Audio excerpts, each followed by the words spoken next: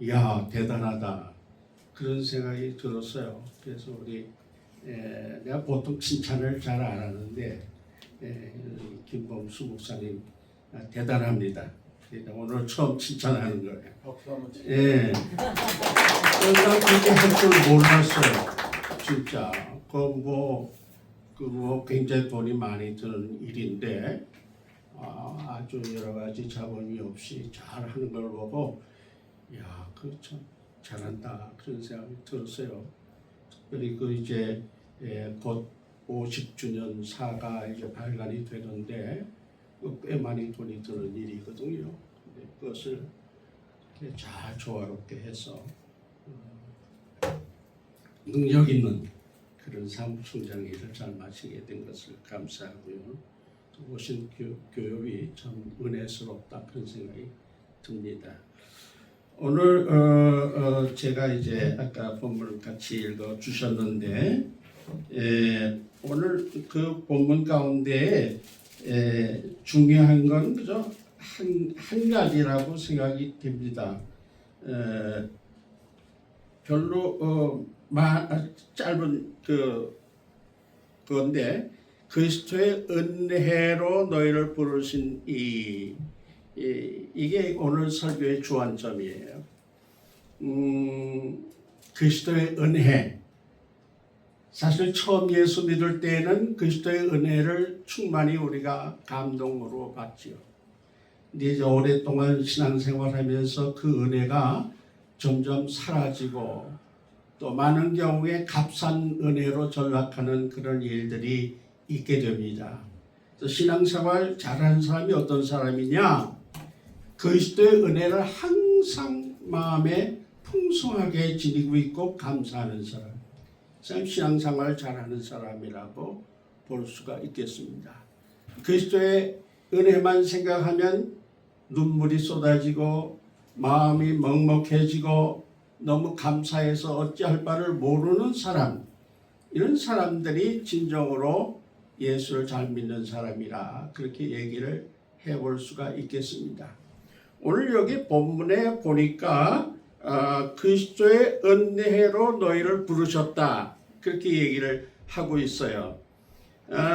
구원의 서정이라는 게 있는데 어떻게 예수 믿는 사람들이 신앙을 얻고 하나님 나라 갈 때까지 그 순서가 어떻게 되느냐, 그걸 이제 영어로는 Order of Salvation, 구원의 서정이라 이렇게 얘기를 하는데 보통 세 가지로 짧게 얘기하는 교단이 많이 있습니다. 처음에는 칭의, Justification, 그 다음에 성화, Sanctification, 그 다음에 영화, Glorification, 이렇게 간단하게 얘기하지만 우리 장로교회는 그렇게 얘기 안 합니다. 맨 처음에 소명이 나와요. 하나님이 우리를 부르셨다. 우리를 부르셨다. 그래서 내가 믿어서 구원받았다 이게 아니고 하나님이 나를 부르셔서 내가 구원을 받았다. 이게 장로교회의 순서예요. 얼마나 감사한지 모릅니다. 그렇죠? 하나님이 부르셨기 때문에 중생이 있고 신앙이 있고 칭의가 있고 그 다음에 양자가 있고 그렇게 나가는 거예요. 견인이 있고 그 다음에 성화가 있고 그 다음에 영화로운 일이 있다. 그렇게 순서가 나가는 거거든요. 하나님이 우리 부르셨다. 이게 얼마나 감사하고 감격스러운 일인지 몰라요. 이 70억 인구 가운데 나는 꼭 집어서 너는 내 것이라 라고 불러주셨단 말씀이에요. 이거를 생각할 때 정말 떨림이 있어야 된다고 생각합니다. 내가 과연 누군가인데 나를 그렇게 만세전에 꼭 뽑아서 부르셨나? 로마서 1장에 보면 예수 그리스도의 것으로 부르셨다. things. 좀 우리로 봐서는 좀 별로 마음에 들지 않는 표현이긴 하지만 우리는 예수 그리스도의 것으로 부르심을 받았어. 그리고 또 그 다음 절에 1장 7절에 뭐냐면 성도로 부르심을 받았다. 그렇게 얘기를 하고 있어요. 나는 도저히 성도로 부르심을 받을 만한 자격이 아닌데 예수 때문에 나를 성도로 부르셨다. 이거 부르심. 그게 그리스도의 은혜로 부르심을 받는 자세입니다. 얼마나 감사해요. 네? 그리스도의 은혜를 생각할 때 그리스도가 누구신가를 먼저 우리가 알아야 돼요. 그리스도가. 그는 선지하신 하나님이셨어. 이 땅에 오실 필요가 없는 분이셨어. 그런데 동정녀 탄생으로 육신을 입으시고 이 땅에 오셨단 말이에요. 그게 은혜예요. 만약에 예수가 육신을 입으시고 이 땅에 오시지 않았다면 우리가 어떻게 구원을 받을 수 있겠어요? 첫 번째란 말이에요. 오셔서 우리와 함께 33년을 사셨다고. 우리의 속사정을 일일이 다 아셨다고. 우리가 죄인인 것을 아셨다고. 우리가 병들었다는 걸 아셨다고. 우리가 험한 세상에 살고 있다는 걸 아셨다고. 우리는 사단과 악한 마귀의 아래 살았다는 것을 아셨어. 우리가 우리의 의로움으로 발버둥 쳐서 구원을 받기를 원했지만 여전히 죄인의 상태에 있다는 걸 아셨어요. 그래서 예수님이 십자가에 못 박혀서 대속의 희생 제물로 돌아가셨단 말씀. 이게 은혜라고. 다른 게 은혜가 아니에요. 예수 그리스도의 십자가에 흘리신 보혈을 믿는 것, 그게 은혜예요. 그게 복음이라고. 복음이 뭐 큰 거 아니에요. 그 다음에 예수님이 우리를 의롭다 하시기 위해서 3일 만에 다시 부활하셨단 말씀. 그게 우리가 그리스도를 아는 세 번째 중요한 도구마란 말. 굉장히 중요한 말. 만약에 예수님이 십자가에 달려 돌아가시고 부활하시지 않았다면 우리는 의롭게 될 수가 없는데 그가 다시 부활하셨어. 모든 죄를 소멸하시고 우리를 법정적인 은혜로 의롭다고 여겨주셨단 말씀. 그리고 이 세상에 계속 계시지 아니하고 많은 사람들이 보는 가운데 구름 타고 하늘로 가셨어. 승천하신 거야. 그게 네 번째 그리스도에 관한 중요한 진리예요.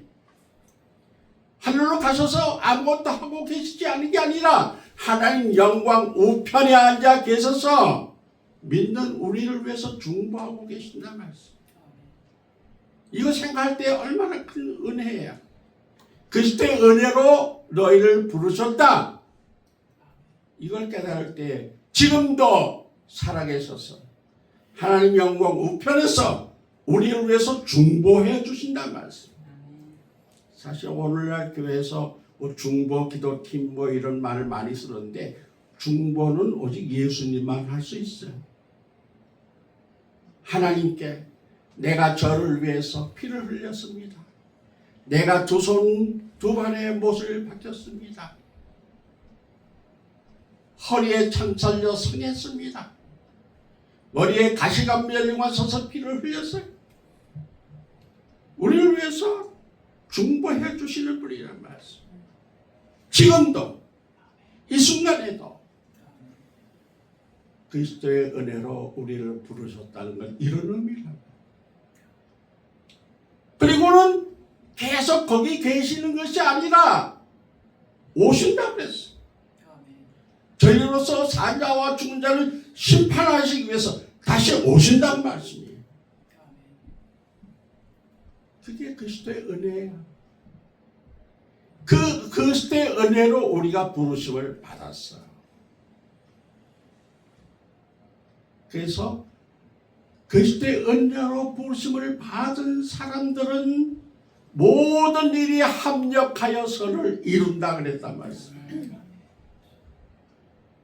얼마나 중요한 진리예요. 그래서 우리가 이 세상 살 때 담대하면서 살아갈 수 있는 거예요. 세상이 아무리 요란해도 모든 일을 합력해서 선을 이루시기 위해서 우리를 부르셨다고 말이에요.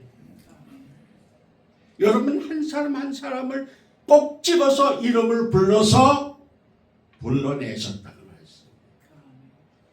그렇기 때문에 우리는 왠지 모르게 담대할 수 있고 왠지 모르게 능력 있는 삶을 살아갈 수 있고 그런 거예요. 그래서 모든 콩크러스 정복자 이상의 삶을 살 수가 있는 것이 바로 그리스도의 은혜로 부르심을 받은 사람이다. 그런 말씀. 그런데 과연 오늘 우리는 그리스도의 은혜로 부르심을 받은 그 자리에서 있는가? 이게 중요한 거야. 이걸 우리가 자성해야 된다 말씀.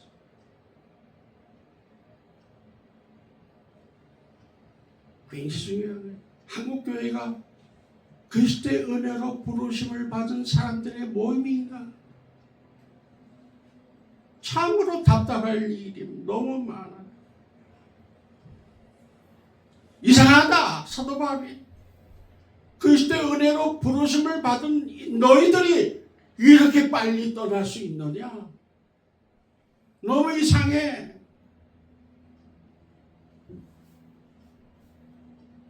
예수의 은혜를 생각하면서 살아야 될 텐데 예수의 은혜는 사라지고 뭐뭐 해서 나는 구원받을 수 있다는 생각들이 점차 비등해지고 있어. 뭐 신학적인 얘기를 이 자리에서 할 건 아니지만 한국교회 새 관점 칭인이 새 관점 구원이니 이런 말을 하면서 우리가 예수 믿음으로만 구원받은 거 아니다. 우리가 깨끗한 생활, 의로운 생활 그렇게 해야 나중에 하나님 앞에 구원받는다. 이런 얘기를 하고 돌아다니는 사람들이 많아요. 아니, 처음부터 끝까지 그리스도의 은혜라고 말이에요. 이 은혜가 아니면 우리는 아무것도 아니에요. 이 은혜가 아니면 하나님 나라 들어갈 수도 없고 이 은혜가 아니면 하나님 앞에 설 수가 없단 말이에요. 그래서 사도 바울은 그리스도의 은혜로 부르신 너희가 이렇게 빨리 떠나서 다른 복음에 기웃거리는 것을 내가 이상히 여긴다 이렇게 얘기를 하고 있는 거예요. 그래서 저는 제 후배들에게 늘 간곡하게 설교의 패턴을 부탁합니다. 늘 그래. 우리가 디다케를 설교할 수 있다. 디다케라는 것은 그리스도의 윤리인데 윤리를 설교할 수는 있어. 예수 믿는 사람들이 이렇게 살아야 된다. 그 얘기할 수 있어. 그렇지만 항상 먼저 캐리그 말을 먼저 설명해라. 그리스도의 은혜를 전파하라. 그리스도의 은혜에 푹 젖어 있으면 캐리그 말은 충분히 젖어 있으면 디다케는 따라오는 거다. 그런데 막 강단에서 디다케만 얘기하는 거야. 이렇게 살아라, 저렇게 살아라, 이렇게 살면 안 된다, 저렇게 살아라. 막 짐을 또 짊어지우는 거야. 그렇지 않아요. 예수 그리스도의 은혜를 계속 감동적으로 전하게 되면 나 같은 것을 사랑하신 하나님의 은혜가 너무너무 감격하고 감사해서 이렇게 살아라 저렇게 살아라 하기 전에 그렇게 사는 거야. 여러분 그리스도의 은혜에 푹 젖어 있는 사람이 자기 것을 자기 것이라고만 생각하면서 이기주의로 사는 사람 봤어요? 그리스도의 은혜에 푹 젖어 있으면요, 모든 것이 하나님의 은혜요, 모든 것이 하나님의 것이기 때문에 그런 문제에 연루되지를 않아. 근데 참말로 부끄럽게도 그리스도인 지도자로부터 시작해서 한국 교회가 그리스도의 은혜에서 너무 빨리 떠나고 있는 것 같아요. 우리 동산교회만큼은 그리스도의 은혜에 푹 젖어서 사는 그런 교회가 되기를 주님의 이름으로 축복합니다. 네. 예. 그리스도의 은혜에 푹 젖어서 있으면요, 만사형통은, 진짜 만사형통이란 말은 이런 데 쓰는 거예요. 그렇잖아요. 여러분들이 어려운 고난 가운데 있으니까 그리스도의 은혜를 생각해 보세요. 내가 처음 믿었던 그때의 간격으로 되돌아가세요. 주님을 바라보세요. 주님이 여러분과 함께 하시는 이 실존을 그 시간에, 그 장소에서 깨달아야 된다 말이죠. 사도 바울이 벌써 1세기 초에 자기가 전에 복음을 전했는데 그 복음을 전한 교회 안에 율법주의자들이 들어와서 그리스도의 은혜에서 떠나는 사람들이 너무 많았어. 너무 깜짝 놀랐어. 그래서 이 복음을 갈라디아서를 쓴 거예요. 야, 너희들이 이 좋은, 이 놀라운 그리스도의 은혜의 복음을 이렇게 빨리 떠날 수 있느냐? 만약 너희가 계속 그런 상태에 있다면 나는 너를 저주할 거야. 저주할 거야. 아유, 사도 바울의 입에서 이런 말이 나오다니요. 우린 그리스도의 은혜에 부르심을 받은 자답게 삽시다. 아멘. 오늘 제 메시지는 중심은 이거예요. 그리스도의 은혜에 떠나서 살지 말고 그리스도의 은혜에 푹 젖어서 살자, 그런 말이지. 합력하여 선을 이루시는 우리 주님이 우리를 부르신 겁니다. 여러분의 부르심에 그 합당하게 생활할 수 있기를 주님의 이름으로 축원합니다. 아멘. 기도합시다. 하나님,